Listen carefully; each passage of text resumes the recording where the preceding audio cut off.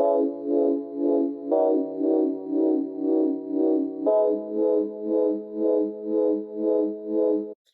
everyone. Welcome back to Gray's Reads. Today we'll be discussing our August book, which is The Hate You Give. So, The Hate You Give surrounds a young girl named Star and her life after her friend Khalil was shot by the police in front of her and what happens around that. I think it was a very great story. It was beautifully written.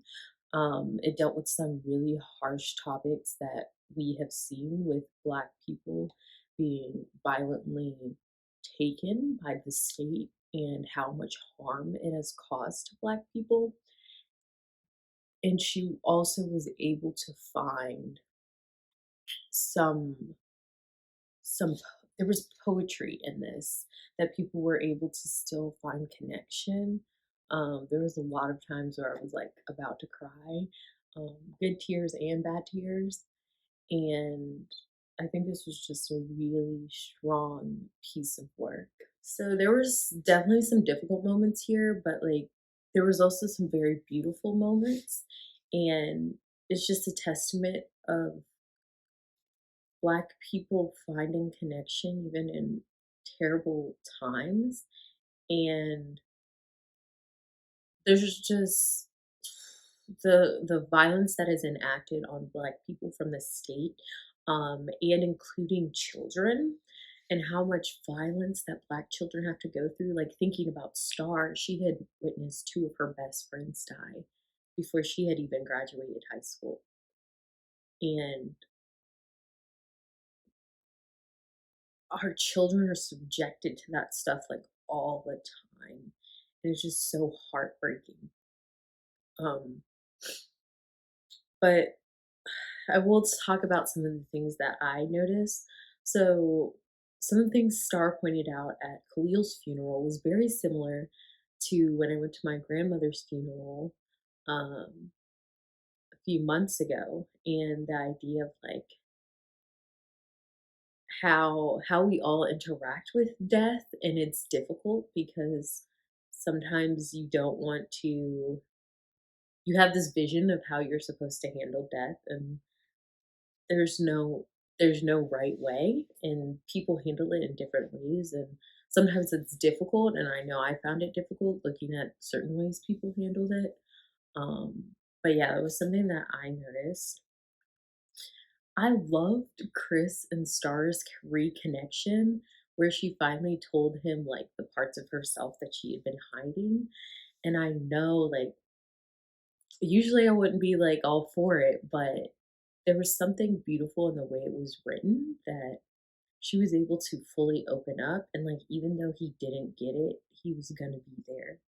And he stood by her and he went to protest with her and all these things. And like, that's like the only way I think she would have been able to stay with him, because there were a lot of differences by being a white man. Like, she's not going to have the same experience being a Black woman, and he he decided he was going to stick with her through it.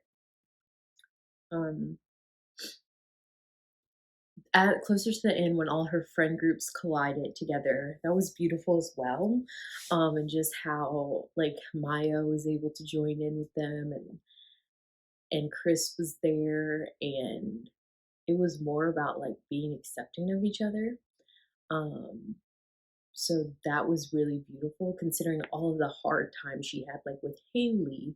And I think one of the biggest lessons from Star was when she was talking to Haley and she realized that their friendship was over. And she was like, I don't have to over explain why this is not working for me anymore.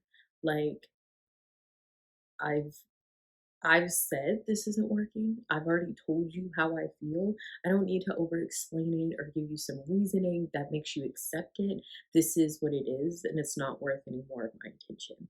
And I think that's really how we have to move through life, and not necessarily over explaining things of like, why don't you understand my life matters? I'm not having those conversations anymore. Someone else can have them for me. You want to be a white person who explains to another white person why my life matters, go for it. But I'm not going to do that. And that's such a terrible thing for Black people to have to hold on to. And it's not worth it.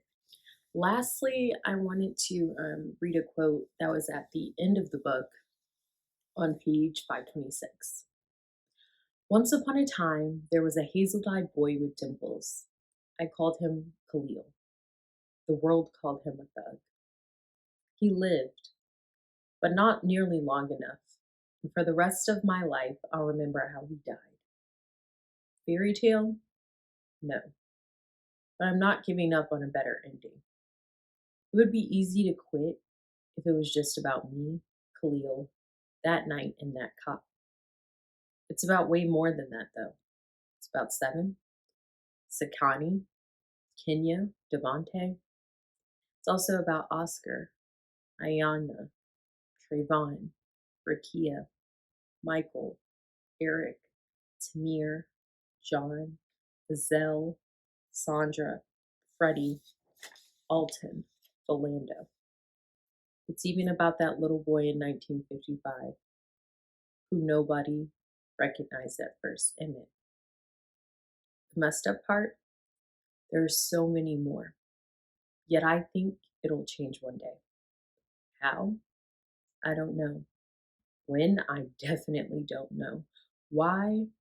Because there will always be someone ready to fight. Maybe it's my turn. Others are fighting too, even in the garden, where sometimes it feels like there's not a lot worth fighting for. People are realizing and shouting and marching and demanding. They're not forgetting. I think that's the most important part.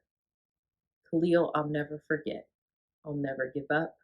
I'll never be quiet. I promise. And these words speak for themselves, even here today in 2020, in the middle of a health pandemic and a racial pandemic.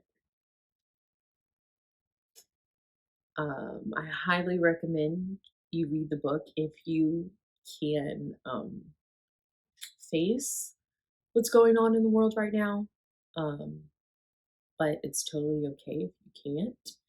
And thank you for tuning in. Please look forward to September.